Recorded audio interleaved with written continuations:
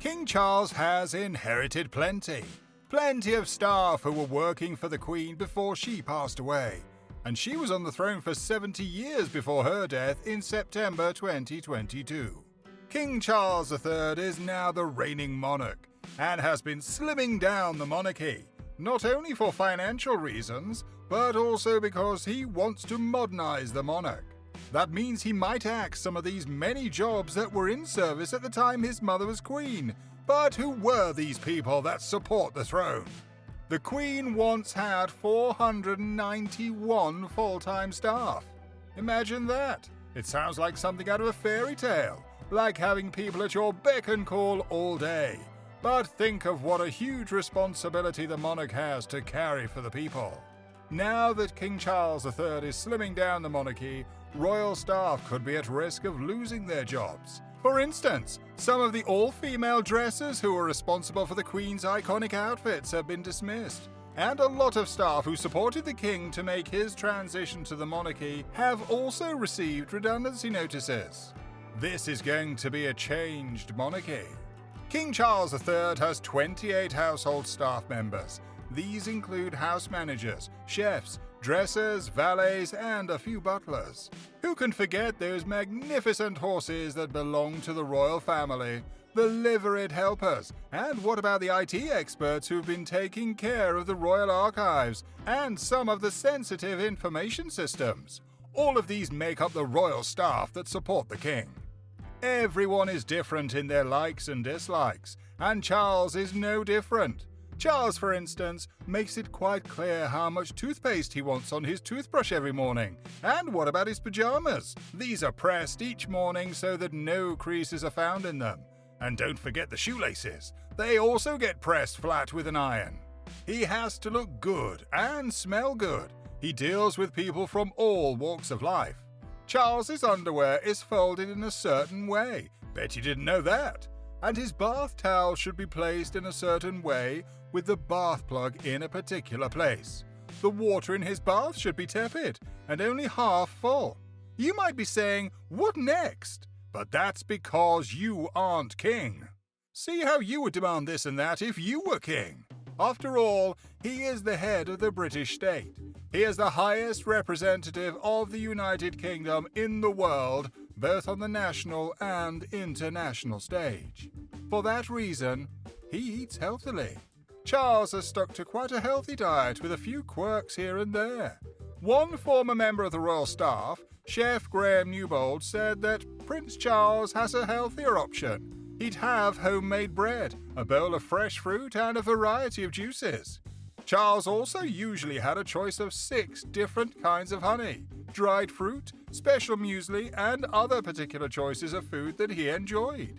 The King's former press secretary, Julian Payne, said that the King will habitually skip lunch and take a walk instead. One source revealed that Prince Charles enjoys cheese and biscuits at the end of many of his meals. Since he's particular about everything, he insists that they be at a certain temperature. The staff keep a warming pan just to make sure they are hot enough for his liking. Big changes are coming as King Charles III and Queen Consort Camilla move into Buckingham Palace. Yes, employees have been alerted to all the potential changes. There was a letter sent from the King's top aide, Sir Clive Alderton. The letter said that the portfolio of work previously undertaken in this household, supporting the former Prince of Wales's personal interests, former activities, and household operations will no longer be carried out, and the household at Clarence House will be closed down. It is therefore expected that the need for those posts principally based at Clarence House, whose work supports these areas, will no longer be needed. Those are big changes. The report continued to say that those who work directly, close to, or offered personal advice and support to King Charles would still retain their roles. Those being laid off would receive a redundancy payment, as well as help in searching for new work. Who has managed to retain these roles and to be able to offer incredible support and advice? King Charles's bodyguard. Major Jonathan Thompson is part of the 5th Battalion Royal Regiment of Scotland. He has been Charles's bodyguard prior to Charles's ascension to the throne. He worked for the late Queen Elizabeth II for years as well. It is said that he is now the king's equerry, responsible for planning and executing the daily programs of the royals. People have noticed with intrigue the bearded security officer, name still unknown, who has been ever present at Charles's public appearances in recent times. He has been seen several times with his gunbrella in his hands. People loved his "phones down as we come past, please. Just enjoy the moment." So cool. His private secretary. Sir Clive Alderton is Charles's private secretary, a courtier and a British diplomat. He has been private secretary to King Charles III and Queen Camilla since the 8th of September 2022, and he is Charles's key aide. He did previously serve them as well when they were Prince of Wales and Duchess of Cornwall. Equerry, close friend, and confidant. Sir Nicholas Soames was once equerry to Prince Charles years ago. At that time, he would have been responsible for the horse-drawn carriages, many horses, and cars that the king might have used. He doesn't have an official role to play now, but he certainly is part of Charles's inner circle as a close friend and confidant. He is the grandson of Winston Churchill. It is said that Charles and Nicholas's friendship is one of few that Charles has that is close to equality. Communications Secretary. Tobin Andrea is quite a new addition to Charles's inner staff circle. Can you believe that he was once the co-deputy editor of the Daily Mail? Deputy Private Secretary. That's Dr. John Sarabji. He is going to work under Sir Clive Alderton. Before he joined King Charles III's staff, he was working at University College in London. He was also a barrister. The Earl Marshal. The Earl Marshal is the one who is responsible to arrange for the state opening of Parliament. He is currently the Duke of Norfolk, Edward FitzAlan Howard. It's also his job to organise state funerals, for instance. He would also have coordinated the ascension of Charles to the throne and arranged for his coronation. You might not have known this, but this role is a hereditary role. He didn't sign up for this role. He acquired it from his predecessors. Master of the Household. That is the job of Vice Admiral Sir Tony Johnston Burt.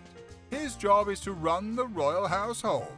He is responsible for all the catering, hospitality, and royal housekeeping for both official and private entertainment at all the royal residences. You can imagine how hard he will be working for the coronation. The Lord Chamberlain. This job is also very important. This job is the most senior official job in the royal household. This job currently is the job of Baron Parker of Minsmere. Can you remember at the Queen's funeral, it was the Lord Chamberlain's job to smash his white staff that the Queen used during her reign over her grave. That would mark the end of her sovereignty.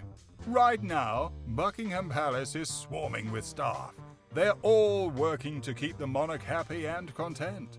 King Charles III has some fantastic and very important members of his staff who are doing their utmost to keep operations running smoothly at Britain's most famous buildings. Since Queen Elizabeth II passed away, it is now King Charles III who has all these incredible people at his beck and call.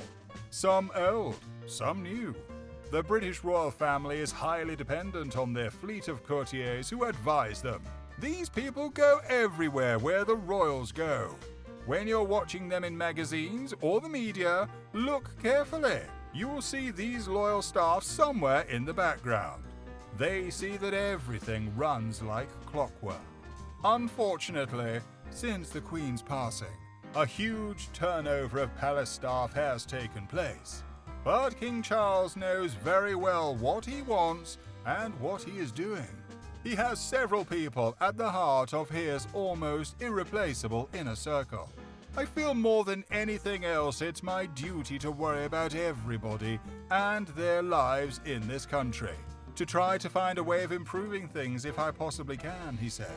Well, he'll be able to do just that with his wonderful team.